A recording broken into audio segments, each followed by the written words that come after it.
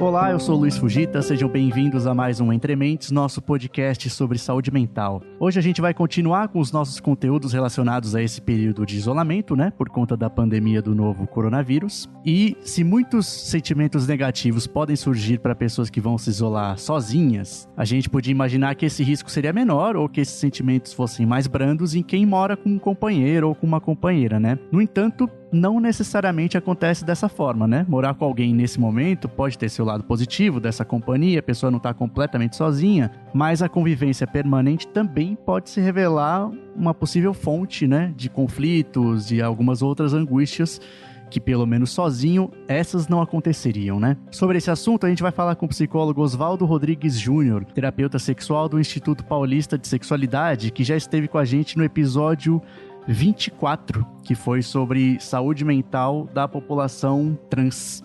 Obrigado por aceitar nosso convite mais uma vez, doutor Oswaldo. Eu que agradeço, Luiz. É uma satisfação poder estar discutindo coisas importantes para a vida e a saúde mental das pessoas.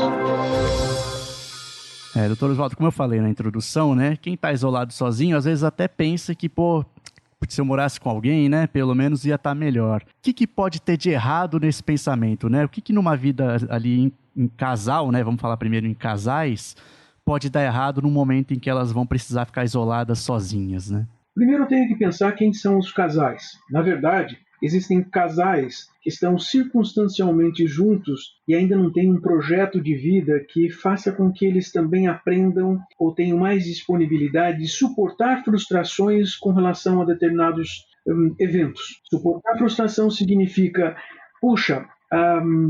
ela não lava a louça. Eu olho a pia de noite e antes de dormir a pia está lotada de louças. Esse tipo de coisas parece que está acontecendo mais frequentemente, ou as pessoas que não se envolveram num projeto de futuro, um projeto de vida que diga, olha, estamos juntos, agora é um caminho juntos, nos ajudar, vamos nos dar apoio para caminharmos essa vida. E isso sempre acontece, e como eu disse, às vezes as pessoas então vão começar a olhar pequenas coisas. Olha só, ele fuma e deixa o cigarro aqui em cima da mesa. Tá vendo? Já queimou a mesa. As pequenas coisas começam a importunar porque elas são repetidas. Mesmo que elas já acontecessem desde antes. Elas já aconteciam desde antes. Porém, muitas vezes essas pessoas desenvolvem mecanismos individuais de saírem do ambiente da casa, por exemplo, e irem para algum lugar, saírem dessa sensação de incômodo, aliviar.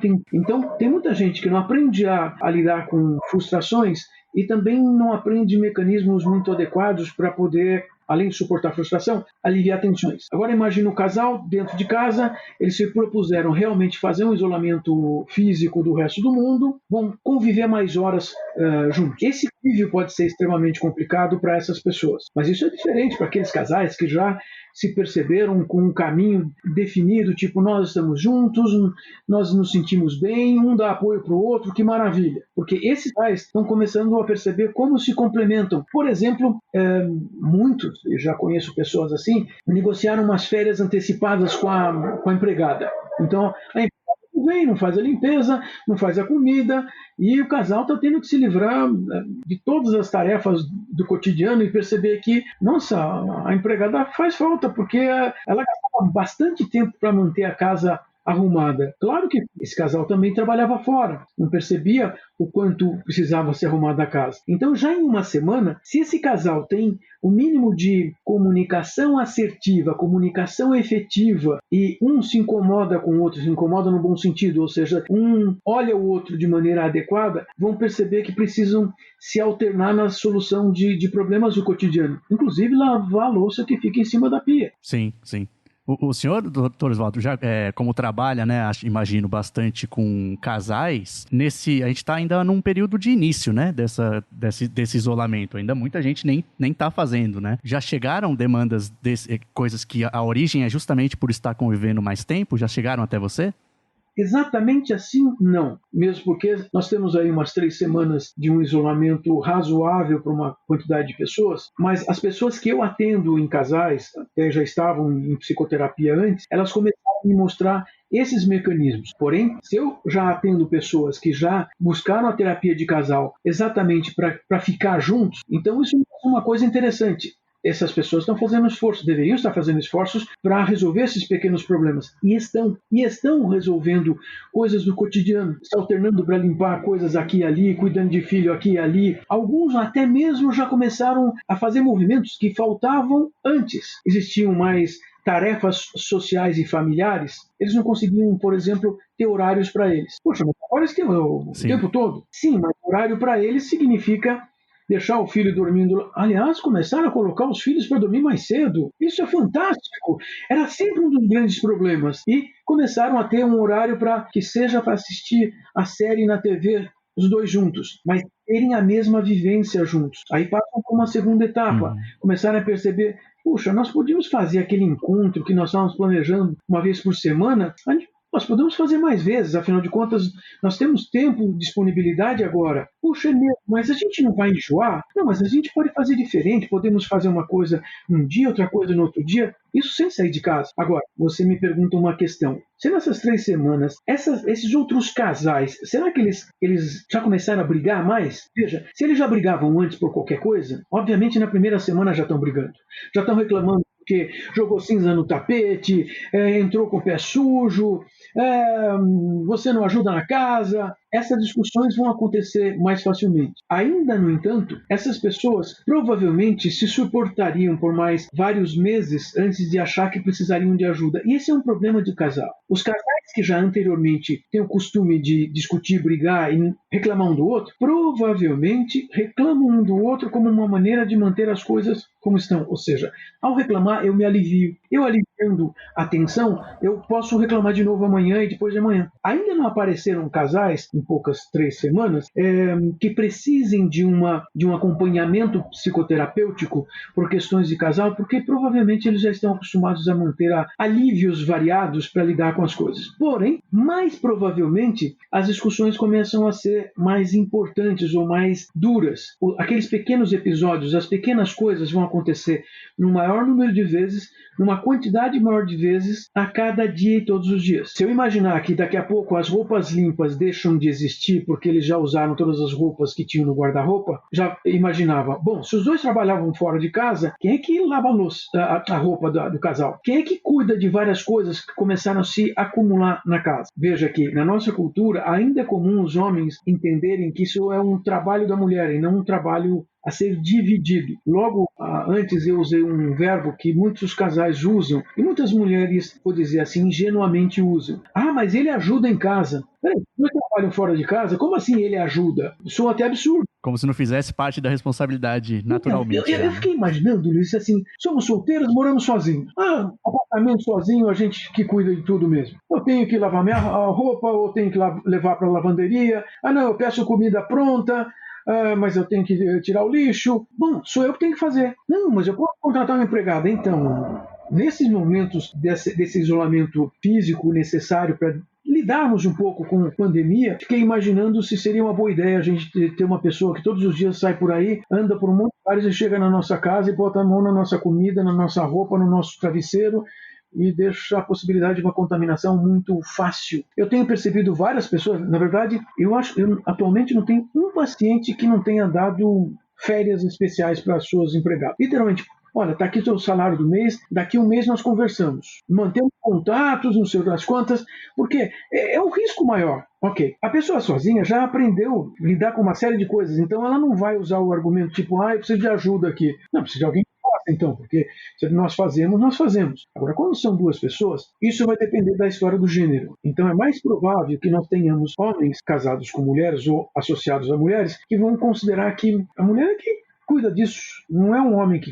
E chega em casa, bota os pés para cima, vai assistir TV e pronto, acabou. E hoje eu percebo que vários casais estão desenvolvendo alguns mecanismos de interação. Óbvio que alguns pacientes meus, homens, eles continuam podendo trabalhar desde casa. Então, esses fazem um acordo. Por exemplo, estava me lembrando agora de um paciente, eles têm um filho pequeno, a babá está ficando com ele. Faz 3 semanas que a babá está morando na casa deles para cuidar vai cuidar do filho, a mulher está cuidando da casa e ele está trabalhando. E veja que, assim, fazendo um home office, sentado no quarto o dia inteiro, ele não tem vamos dizer, um escritório privativo no apartamento. Eles estão organizados, cada um com a sua tarefa. Dividiram tarefas, porque ele continua trabalhando para sustentar a família. Tá bom, e se os dois trabalhassem fora de casa e resolvessem, não, vamos assumir que nós não vamos sair de casa esses tempos, como é que a gente faz? Então, um fica no quarto, outro fica na sala, como é que é? Quem é que faz a comida? Porque tem horários que a gente vai ter que ter um revezamento especial. Se os casais conseguem conversar sobre essas coisas e um considerar que o outro também tem direitos e tem necessidades que precisam ser satisfeitas, nós começamos a uma renegociação de contrato que provavelmente já estava deduzido no casal, que cada um suportava a frustração de não ter o almoço pronto ao meio-dia, ela também estava trabalhando, os dois vão se encontrar na cozinha e fazem um almoço conjunto. Claro que vão precisar mais tempo do que 20 minutos só para comer, vão precisar de 2 horas para fazer a comida e almoçar. Esses acordos, se existiam acordos anteriores com divisão de tarefas de acordo com o gênero, provavelmente nós vamos ter algumas discussões acontecendo nessas próximas semanas, porque elas vão ficar, veja, mais provavelmente as pessoas estão pedindo comida fora, fazendo refeições mais ou menos, não estão fazendo uma refeição mais variada, com tudo que seja necessário. Muitas vezes, e tenho percebido que uma das reclamações dos produtores do Cinturão Verde hortifruti granjeiro aqui da região de São Paulo é exatamente a diminuição de venda de verduras. E então nós estamos consumindo menos verduras, então nós estamos, parece assim, fazendo refeições de emergência. De novo, pensei, tá bom, daqui a pouco o casal vai começar a reclamar que, nossa, nós não estamos nem fazendo um almoço direito. Tá bom, de quem é a culpa? Se o casal tem, na estrutura deles, um mecanismo onde ele ou ela colocam sempre a culpa no outro, nós vamos começar a ter um aumento das brigas e discussões. E essa escalada vai ser extremamente prejudicial, diferente, por exemplo, de um casal que já tinha, mesmo que fosse um acordo tácito, não fosse um acordo verbalizado, de que, olha, cada um faz uma parte dos cuidados da casa e nós continuamos arrumando a casa, obviamente. Uhum. E, doutor Oswaldo, essa escalada que o senhor falou agora era justamente o que eu ia perguntar em seguida. Esses problemas cotidianos, né, vamos chamar assim, né, que podem já começar a dar origem a algum tipo de problema, ele pode escalar para onde, né? Para onde vai isso se nada for feito? Então, eu já estou pressupondo uma questão que se torna complicada, porque se esse casal, ele ou ela, mais provavelmente ele se sinta o dono do lugar, o dono da circunstância. E isso implica que, assim, se ele é o dono, ele vai botar a culpa nela. Se ele for colocar a culpa nela, a escalada é de agredir verbalmente, daqui a pouco podem partir para uma agressão física. Por quê? Agredir verbalmente de vez em quando é uma coisa. Se o convívio 100% do tempo, a agressão verbal provavelmente vai acontecer de uma maneira muito rápida. Nós podemos ter agressões que são circunstâncias que as pessoas nem percebem ser agressões, que são agressões veladas, inclusive falas culturais aceitas. Pode dar um exemplo? As pessoas dizem que é brincadeira, né? Tipo, lugar de mulher na cozinha, vai pilotar o fogão. Nessas circunstâncias, com ansiedades aumentando, essas piadinhas vão aparecer com mais frequência. Se os dois se colocam nessa posição, um faz a piadinha, o outro ri e vai para pilotar o fogão mesmo, o dia que não pilotar o fogão porque está deprimida ou deprimido pela circunstância, vai começar a haver uma agressão que não é mais velada, não é mais através da piadinha, porque na nossa cultura parece que virou meio costume justificar as coisas erradas, que é assim, você não entendeu, era uma piada, eu só estava brincando. Nós vamos partir para uma agressão verbal, começar a perceber que as pessoas vão começar a se xingar no sentido, vamos usar palavras que caracterizam uma coisa negativa. Puxa, mas sempre vai ser assim? Isso é o mais comum. E a interface começar a ser mais complicada no sentido de, por exemplo, se esse casal realmente tem uma certa consciência de que não precise sair ali fora, não possa sair ali fora, e, por exemplo, não, vamos fazer um pedido no supermercado para entregar aqui, a gente pede para a padaria entregar aqui, o restaurante entregar aqui. Ok, esse isolamento vai começar a produzir uma circunstância de uma dependência desse mundo externo. Algumas pessoas vão lidar com essa dependência no mundo externo no sentido, bom, eu estou pagando o serviço dessa pessoa, ela me traz, eu vou me manter a minha saúde. Mas é mais provável que nós comecemos a ver que algumas pessoas se sintam assim, tão agradecidas àquela pessoa que está prestando o serviço, que começa a ser assim, tipo, nossa, eu tenho que fazer alguma coisa a mais para essa pessoa. Bom, mas isso soa para mim que é aquela história de eu estou confinado,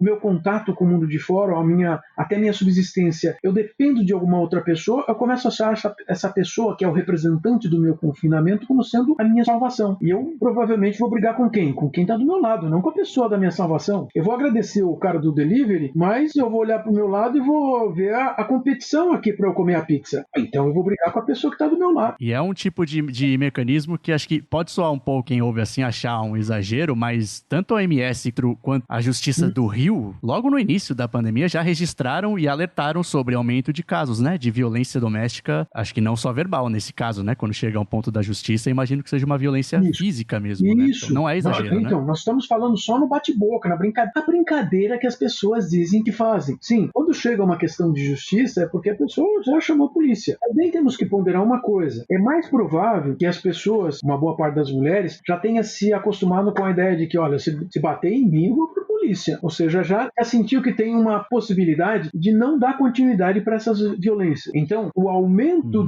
desses registros não quer dizer que tenha aumentado simplesmente a violência. Eu acho que a violência vai aumentar ainda mais do que... Não leva poucos dias. Nós ainda estamos, assim, com umas 3 semanas e mais provavelmente nós estejamos começando a ter aquele mecanismo do tipo, nossa, eu vou dar graças a Deus porque o motoboy veio trazer a pizza para mim, senão eu não ia comer pizza nunca mais. Mas a gente sempre pediu pizza, qual é a dificuldade? Provavelmente eles estão ganhando mais hoje do que ganhavam há um mês, porque tem mais. Mas se eu começar a achar que esse mecanismo que me coloca com o mundo externo, achar esse mecanismo a salvação da minha pessoa, de novo, eu olho para o meu lado, tem uma competição aqui. Ou seja, o Salvador é aquele que me traz meu alimento, não essa pessoa com quem eu tenho que dividir a comida. Eu posso começar a trabalhar com a pessoa do meu lado como sendo minha inimiga, meu inimigo. Por isso deve haver uma escalada. Essa escalada vai subir até onde? Não é para todo mundo, torno a dizer. Porque se um casal tem mecanismos de entrosamento, onde eles sabem suportar a frustração por perderem ou não terem determinadas condições, bom, eles não vão brigar um contra o outro. Mas o que nós vamos perceber é que uma boa parte das pessoas já está baseada num esquema de vida onde, por questões de diferença de gênero, por exemplo, a mulher, por pressuposição, tem que limpar a casa. É isso. E aí pensava, se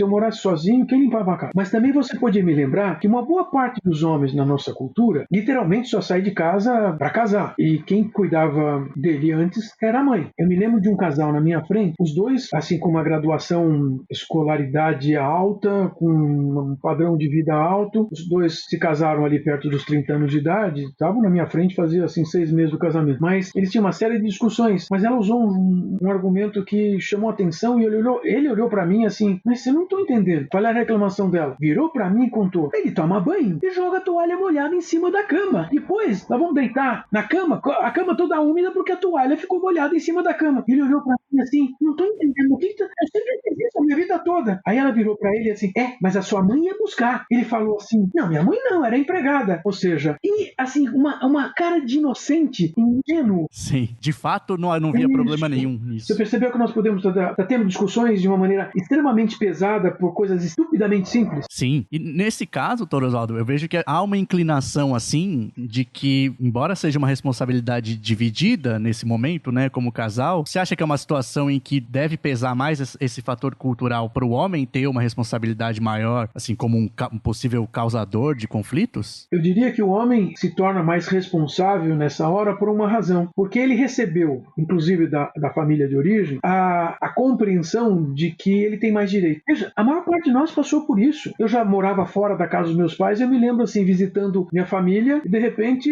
eu percebi na hora da refeição, minha mãe dizendo, primeiro meu pai tinha que pegar a carne, depois eu tinha o direito de pegar a carne em segundo lugar. Eu olhei assim, tipo, gente, onde eu tô? Mas assim, quando nós recebemos o direito de alguma coisa boa, eu falei, nossa, que bonito na fita, né? Então, mas exatamente. Naquele momento a gente nem contesta, aí fiquei observando, e aí eu observei que minha mãe foi a última a pegar a carne. Aí pensei, gente, ela me deu o direito de escolher. Puxa, devo agradecer, ótimo, mas, esse é um padrão. Toma cuidado, porque provavelmente eu vou repetir esse padrão. E essas são ações involuntárias e às vezes ingênuas, porque, como eu disse, esse sujeito, assim, na minha frente, de maneira ingênua, olhando para mim como que, mas o que aconteceu de errado? E a mulher, os dois de mesma hierarquia profissional, hierarquia social, ela estava reclamando porque, caramba, ela trabalhava da mesma forma que eles dois trabalhavam 12 horas por dia fora de casa. Peraí, vamos negociar. Só que eles não sabiam fazer isso, nunca tinham feito a negociação sobre como conduzir a vida a dois, onde os dois têm os mesmos direitos, então deveres divididos. Aí pensava de novo,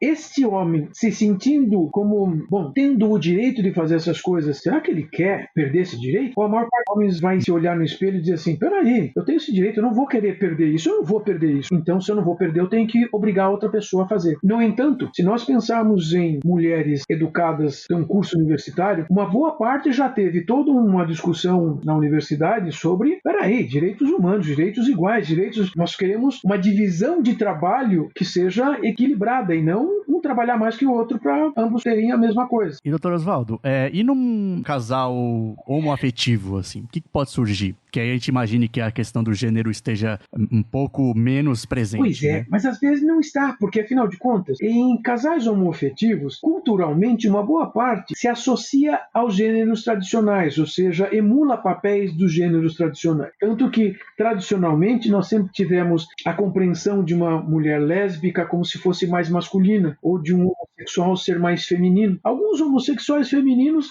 se chamam na primeira pessoa enquanto feminino. E lésbicas também se referem com graus masculinizados. Aí pensei, como é que essas pessoas se relacionam aí num casal homoafetivo? Talvez estejam repetindo esses mesmos papéis. Talvez repetindo os mesmos papéis com as mesmas dores e com as mesmas dificuldades que casais heteroafetivos, com um prejuízo extra. Afinal de contas, nem vão ser percebidos pelos outros com essa ou capacidade ou essa dificuldade. Afinal de contas, eles não têm uma diferença de gênero. Só que gênero é uma configuração psicossocial, não biológica. Então não é uma questão de como nasceram genitalmente, mas como se construíram em termos de identidade social. Então é possível que mesmo num casal homoafetivo nós tenhamos essas discussões. E mais, ainda pode haver uma situação extra, ou seja, aquela circunstância de uma homofobia introjetada. Afinal de contas, assim, eu tenho que fazer o papel de mulher no casal porque eu tenho que fazer o papel de mulher. Quer dizer, nem se reconhece como homossexual, se reconhece com um papel rebaixado por se sentir parecido com o outro gênero. Que é visto geralmente como subalterno, né? E, doutor Oswaldo, saindo um pouco do plano, assim, dessa questão que tem um pezinho mais na realização de tarefas, divisão de tarefas, né? Uma coisa mais da vida doméstica ali, existe algo que a gente pode dizer, não sei, mais profundo, ou alguma coisa mais de sentimentos mesmo que podem surgir nessa situação de confinamento? Todos nós, durante os nossos primeiros 15, 20 anos de vida, aprendemos a padronizar os mecanismos de interação social, interação com outros humanos, inclusive a termos respostas emocionais padronizadas, ou seja, frente a determinadas situações, eu ajo com determinadas emoções ou grupos emocionais. É mais provável que nós tenhamos avanços de situações extremadas nas condições de confinamento, porque nós não vamos ter o resto do mundo para eliminar ou diminuir as nossas tensões. Então, é mais possível que eu, vamos dizer assim, mostre meu lado pior, quanto mais as minhas emoções ficarem complicadas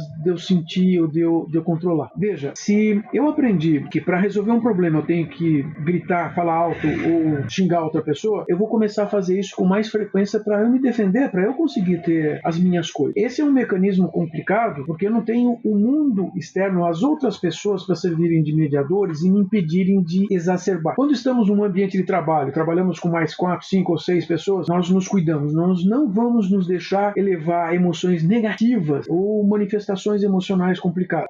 Só com a outra pessoa, daqui a pouco eu vou começar a ter piripaque. Daqui a pouco eu estou chutando o chão. Vou botar a culpa na outra pessoa, porque afinal de contas não tem mais ninguém do meu lado. Isso já acontece, e eu percebo já acontecer nas discussões de casal, mesmo quando não existe essa situação de confinamento. Afinal de contas, quando os dois se encontram à noite em casa, só estão os dois lá. Então o outro vai ser sempre o anteparo para as minhas emoções negativas e a minha forma inadequada de expressar emoções. Por a culpa. Então nessas épocas, é provável que isso apareça com mais facilidade do que em outras épocas, onde o mundo externo, as outras pessoas começam a mediar e também me mostrar que eu não posso fazer isso, não posso ser desse jeito, e eu vou começar a ter esses mecanismos modificados. E alguém que tem esse tipo de comportamento mais automático nesse sentido, né? O que a pessoa pode fazer? Imaginando, o ideal seria, né, ela frequentar e se engajar numa psicoterapia também. Mas existe algo que ela, refletindo com ela mesma, pode fazer para deixar essa vida mais saudável? Essa é uma condição extremamente complicada. Por quê? Essas pessoas, você usou até um termo automaticamente agem assim. Ao agirem assim automaticamente, também compreendem que isso é natural, ou seja, não tem esforço nenhum para fazer, ou seja, é assim que acontece. Isso se torna um problema duplo, porque ela se olha no espelho e não diz para si mesma que isso é um problema. E se a outra pessoa diz, isso é um problema? Que isso? Olha, somos duas pessoas, eu não acho que é problema, você acha que é um problema, eu sou mais eu que me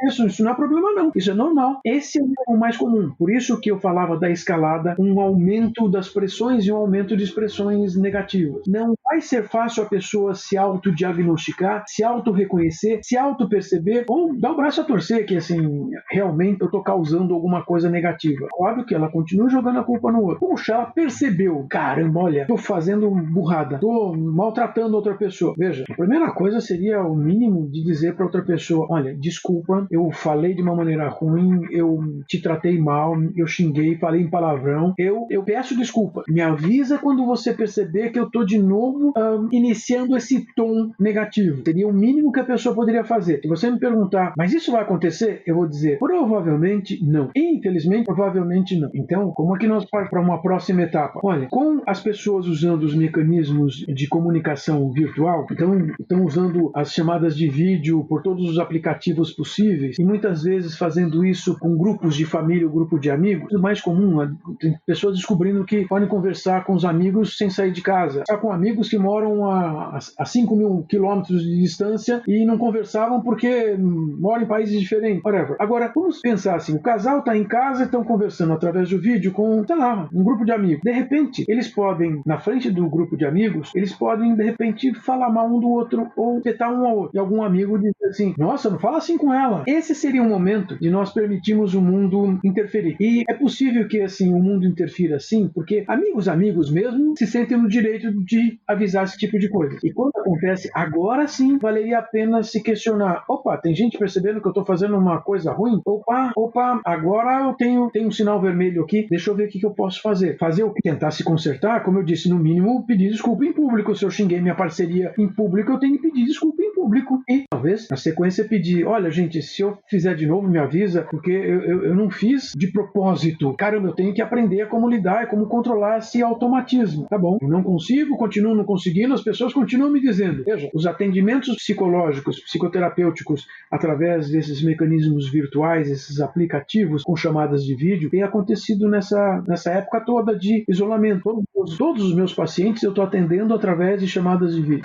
Funciona e parece que assim, tá todo mundo bem organizado e satisfeito, podendo também não correr riscos andando lá fora. Afinal de contas, para vir do meu consultório, eu teria que andar por um monte de lugares, andar na rua, condução, etc. Não seria só ele, eu também seria um possível alvo de problemas. Ainda mais que eu já passei dos 60, então dizem que é população de risco. Mas de novo, puxa, se eu começo a perceber que eu automaticamente reajo de maneira a agredir a pessoa com quem eu estou convivendo e eu não sei sair disso, começa a procurar ajuda, mas peça ajuda urgente, porque provavelmente nós vamos aumentar essa tensão nessas próximas semanas. E ainda assim, não é simplesmente um isolamento, é um isolamento para evitação de alguma coisa que a gente nem sabe como vai ser. Nós nem sabemos como é que isso vai nos afetar, ou afetar familiares ou amigos. Nós temos um imponderável, nós temos uma circunstância não previsível, e isso aumenta o grau de angústia e aumenta o grau de depressão. É provável que as pessoas nessas próximas semanas comecem a aumentar, eu falei de um grau depressivo. Não precisamos nem entrar numa depressão maior, mas provavelmente estamos em circunstâncias depressivas e com circunstâncias ansiógenas e que nós vamos sentir essas emoções negativas com mais facilidade do que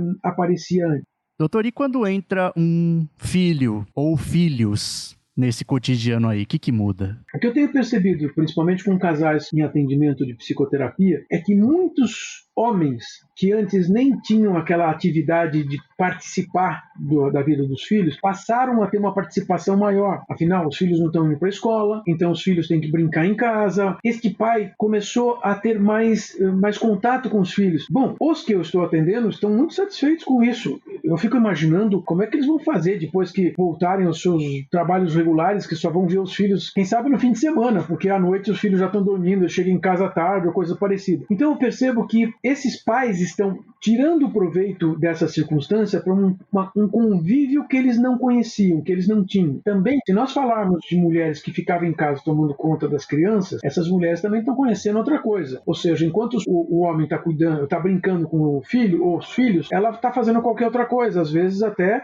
se divertindo, vendo TV, conversando com amigas. Eu também fico imaginando como é que eles vão renegociar o relacionamento de casal e renegociar como é que eles lidam com a família. Também percebi, se forem filhos menores, pequenos, está sendo mais fácil do casal colocar o filho para dormir, porque sempre o casal usava um argumento, e já vi casais usar esse argumento de uma maneira ruim para a criança, um recém-nascido. Não é que nós queremos que o nosso filho fique com a gente enquanto casal, divida mais esse tempo com a gente, então a gente deixa ele dormir à meia-noite, porque aí ele fica com a gente entre 9 da noite e meia-noite na cama com a gente. E eu perguntei assim, seu filho tem que idade? 6 meses. Vocês contaram isso pro pediatra? Porque provavelmente o pediatra vai achar ruim. Estão impedindo a criança de dormir. Mas nessa situação onde então os dois começam a ficar em casa, fazer home office, o que apareceu de novidade? Eles passam o dia inteiro em casa, estão trabalhando aqui na sala, no quarto, na mesa, não sei das quantas, mas o filho está ali, conversam aqui, brincam ali, tem mais contato, começa a dar 8 da noite, assim, tipo, tá na hora de dormir. E coloca a criança para dormir e o casal começou a ter tempo de casal. É como se a gente voltasse para a época dos nossos avós,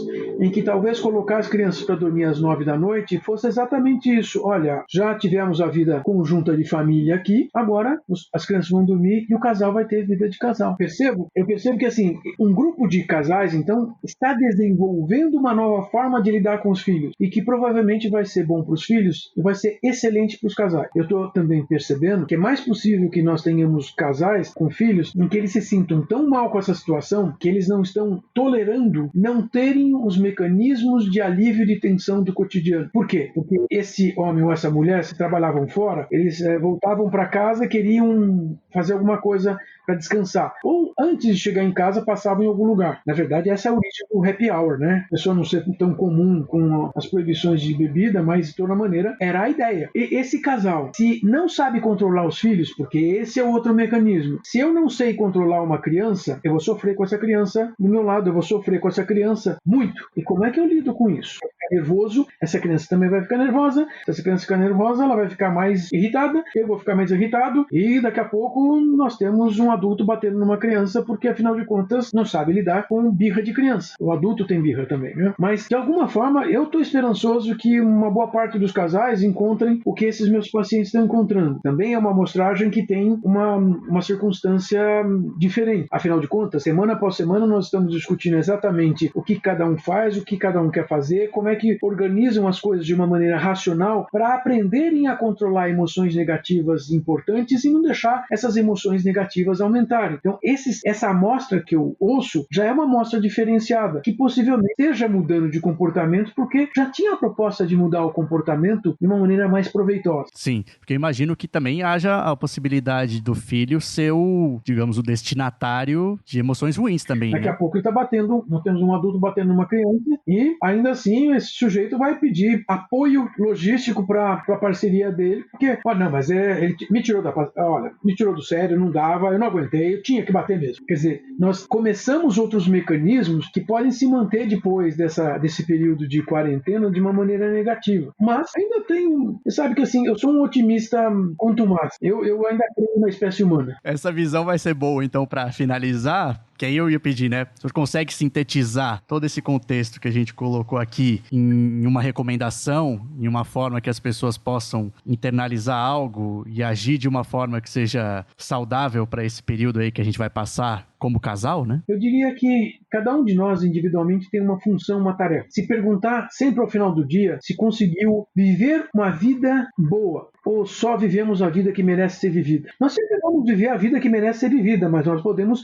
influenciar esse merecimento de uma maneira positiva. Se eu me questionar todos os dias antes de dormir, assim como que, caramba, eu estou conseguindo fazer aquilo que eu queria? Estou, ótimo. E não estou. O que eu posso fazer de melhor no próximo dia? Como é que eu passo a me questionar e não viver com aquela ideia de que eu estou certo sempre? Nós nunca estamos certos sempre. Vamos lembrar que fazer birra ou demonstrar agressão não significa ser o mais apto a sobreviver. O mais apto a sobreviver é aquele que sabe se adequar às novidades. O que faz birra, o que impõe força, impõe agressão, provavelmente é o primeiro a deixar de existir. Então, a adaptação é uma coisa importante. Se nós conseguirmos, conversando conosco, assim, será que eu estou me adaptando bem? Será que eu estou... Uma pergunta simples. Comparado com a semana passada, será que eu estou ficando mais triste? Estou ficando mais nervoso? Se a resposta for positiva para uma dessas ideias, ou ficarmos tristes, ou ficarmos nervosos, é provável que nós estejamos pensando um monte de coisas erradas e fazendo coisas erradas. Veja, como é que eu faço para que nesse ambiente que eu passei a viver restrito, eu passe a ter mais satisfação comigo? Se eu tiver satisfação comigo, como é que eu tiro proveito disso para dividir essa satisfação com outras pessoas, com a pessoa com quem eu convivo? Então, talvez aí eu tenha uma, aspas, fórmula, pelo menos é uma equação que tende a nos levar para a satisfação de coisas, diferente de termos uma equação onde, não, eu tenho certeza que eu estou certo e olha, eu não preciso de ninguém me provar que eu estou errado. Quer dizer, o questionamento é individual. Temos atenção muito no que a outra pessoa nos conta, porque a outra pessoa nos olha. A outra pessoa é um espelho. A outra pessoa, agindo como espelho, pode me mostrar que eu estou ficando nervoso demais, eu estou ranzinza demais, eu estou exagerando nas minhas expressões emocionais. E aí precisa também estar aberto a assimilar isso como uma verdade, né? Pois é, então, por isso o questionamento interno é mais importante e vem primeiro. Depois o mundo, para saber se o mundo está dizendo alguma coisa assim. E essas são coisas complicadas mesmo, porque afinal de contas, se eu partir do princípio que eu tenho mais direito que os outros, eu não vou ouvir o outro nunca. Se eu tenho uma autocompreensão de que eu preciso primeiro me questionar se eu estou fazendo as coisas certas sempre, não é hoje só, é hoje, amanhã, depois amanhã, o mês que vem, o ano que vem, para entender que se eu estou fazendo a coisa certa, eu começo a ter algo para dividir de uma maneira positiva. E aí nós começamos a poder ouvir a outra pessoa e ouvir a outra pessoa até mudar a nossa forma de ser, a nossa forma de fazer as coisas. E mudar é importante. Nessas situações de crise, somente a mudança permite que nós tenhamos uma sobrevivência. Sobrevivência individual, sobrevivência emocional e a nossa sobrevivência social. Bom, com esse isolamento físico, nós queremos uma sobrevivência física, mas a minha preocupação é que as nossas emoções tragam alguma coisa de bem-estar para nós. Então nós precisamos cuidar desse aspecto emocional e nós vamos nos reinventar. Torno a dizer, eu sou otimista. Eu entendo que nós podemos sair dessas circunstâncias de crise com novas possibilidades de fazer coisas diferentes e aprender novas maneiras de nos relacionarmos interpessoalmente, seja num relacionamento afetivo próximo, seja num relacionamento familiar ou relacionamento social. Eu vou torcer para que muitos de nós aprendamos isso. Legal. Obrigado, doutor Oswaldo. Obrigado pela participação mais uma vez. Espero que ainda possa participar outras, né? Porque, como a gente viu, a gente nunca sabe o que vai acontecer, a gente sempre precisa da ajuda dos profissionais da sua área. Obrigado, Luiz. Espero que assim, os casais tentem buscar aquilo que seja melhor para eles. E, na verdade, seja melhor para eles só não, para os filhos, para os familiares, para os amigos. Porque se nós pudermos dividir o que nós temos de bom, eu tenho certeza que nós vamos ser mais felizes. Afinal de contas, dividir o que a gente tem de bom é muito melhor. Legal. Muito obrigado, doutor Oswaldo. Até a próxima. Muito obrigado por terem ouvido mais esse episódio do Entre Mentes. Se tiverem dúvidas, né, ou sugestões, né, para a gente tratar aqui que tenham a ver com a parte de saúde mental, tentem mandar nas nossas redes sociais. A gente está tentando concentrar no Twitter, né, do portal Drauzio Varela, com a hashtag CoberturaDV. O DV, né, as letras D e V de Drauzio Varela. Obrigado, até o próximo.